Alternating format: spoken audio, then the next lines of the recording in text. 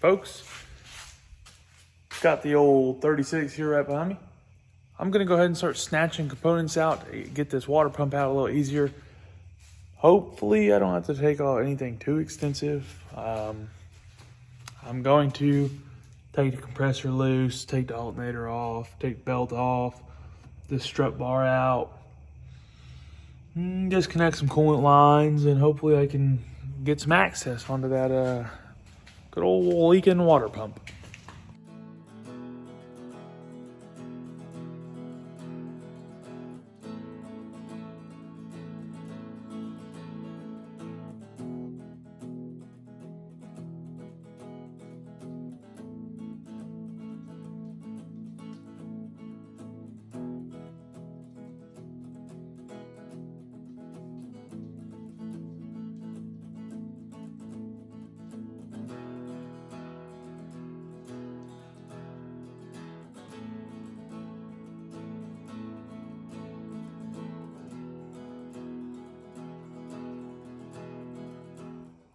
So we're picking away at it.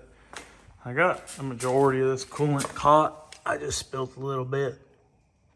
Happens. But got some cat litter I'll throw down, get that soaked up real good like. And I got the compressor set back to the side. Alternator hung back to the side. Just took the lower rad hose off and a heater core hose off. I'm about to snatch the water pump off.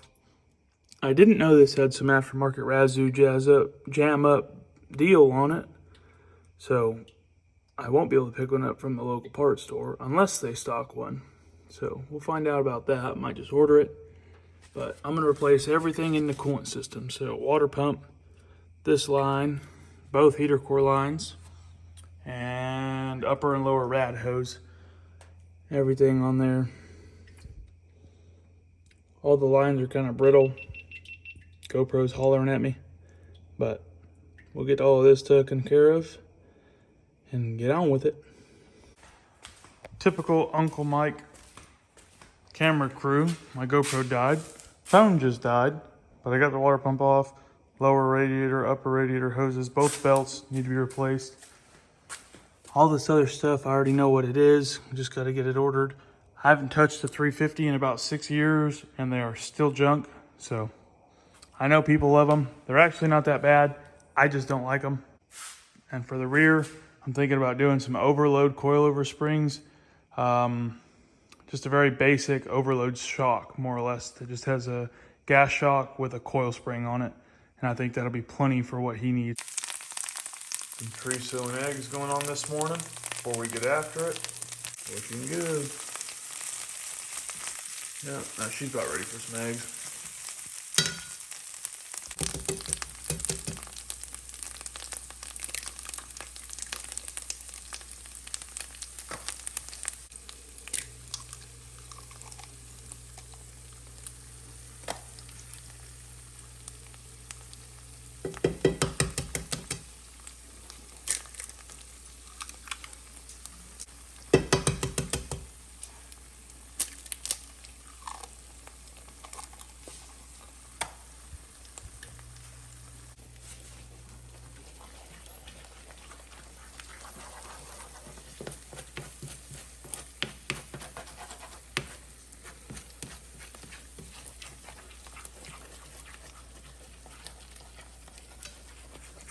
Make some breakfast burritos out of this.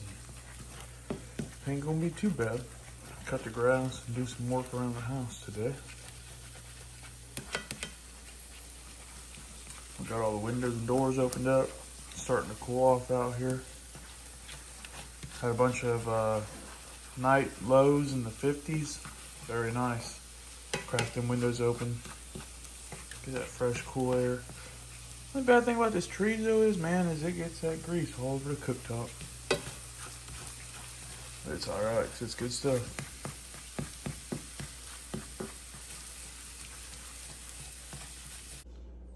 The burrito action.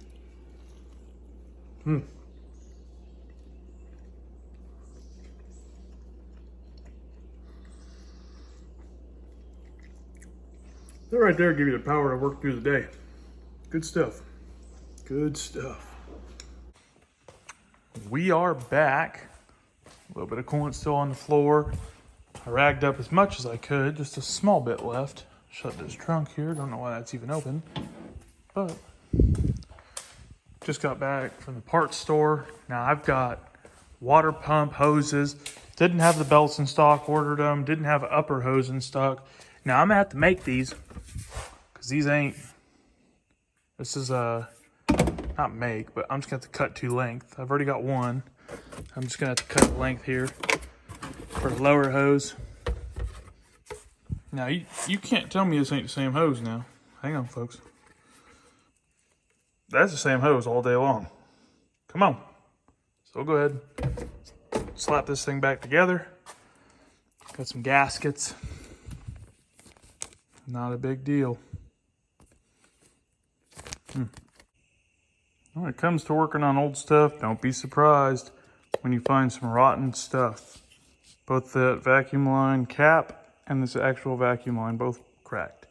So I was gonna get this on and the water pump on tonight, but I actually cannot put this back together because this mounts under the intake manifold. So not gonna do that.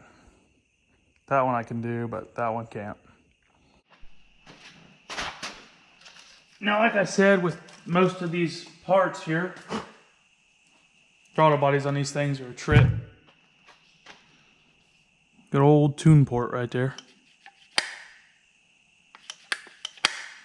But as I was saying with this is, being that this was pieced together as a nice little hot rod, I'm gonna have to kind of make the hoses I need to make what I need. And talked with the owner, and he said just use my best judgment call and put it back together so he can drive it. So that's what we'll do. So we'll trace this bend out. Let me show you guys how to, I do this whenever I cut heater hose. I typically use a razor knife. Sometimes I use cutters, but I don't have cutters here, so I'll use my razor knife. But you take a razor knife just like that, get the length that you want, and just come on through it. Open it back up, get another bite, and just come on through it. Keeps it somewhat straight. I say you can just sit here and cut at it like that, but I like to try and keep it as straight as possible, so that way it just looks very nice and uniform. Get in there, will you? Come on. Like I say, you just get in there. Smaller hoses works a lot easier. You can just sit there and spin it one time and you're done. But not the case for this one here. So we'll go ahead and match that up one more time now. Come on. Just like that. And that's it. See if I can do this one a little better here.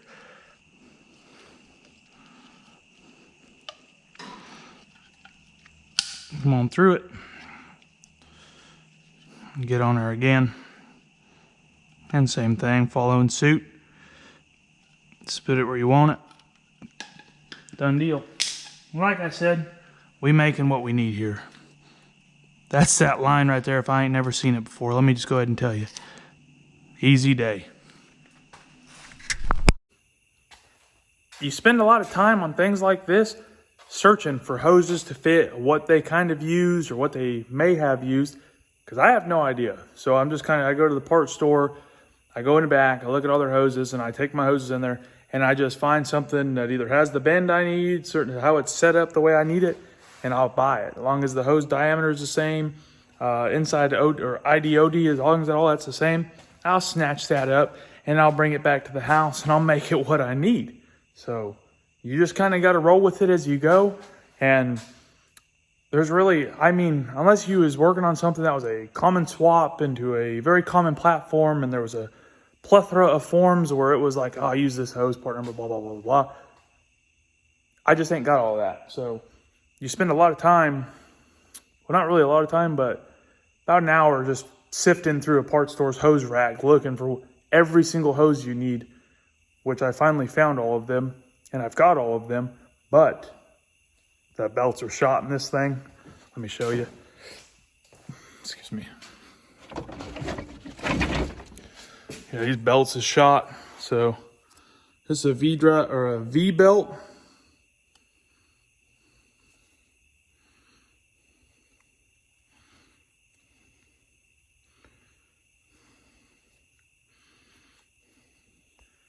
And now I got a belt coming from Mobile, Alabama, because ain't no one here locally stock one, which is ridiculous to me. I almost went to a doggone lawnmower store to see if I could get a belt for it, just because all I need is the length. The part number ain't got to match up, as long as the belt width, everything is everything. If the belt matches, it matches. But all these belts are shot, so it's a V belt here. You can see it ain't picking it up too good, but they're all cracked in between every one of these here. So got me a belt coming. We'll be here tomorrow.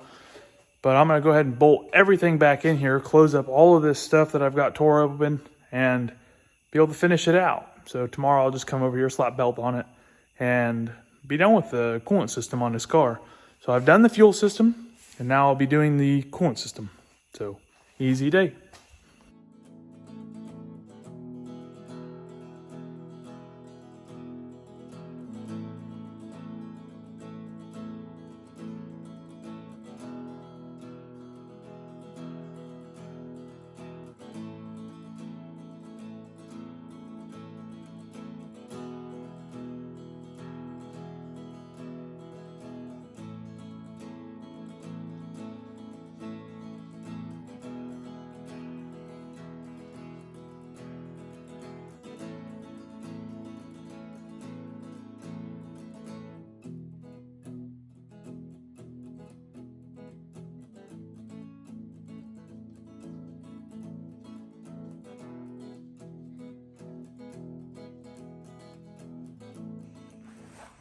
So I went ahead and rolled the old 36 back, got it tucked up over here, backing out of the way.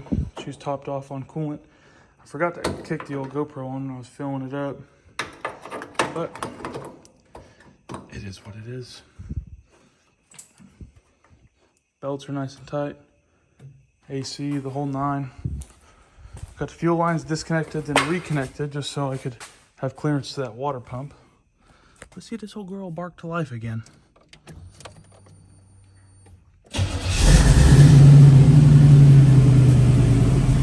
Like it was never unhooked. No! Sounds like your exhaust leak. We had an exhaust leak last time, so no surprise there. No contact on anything on the belts. No squealing.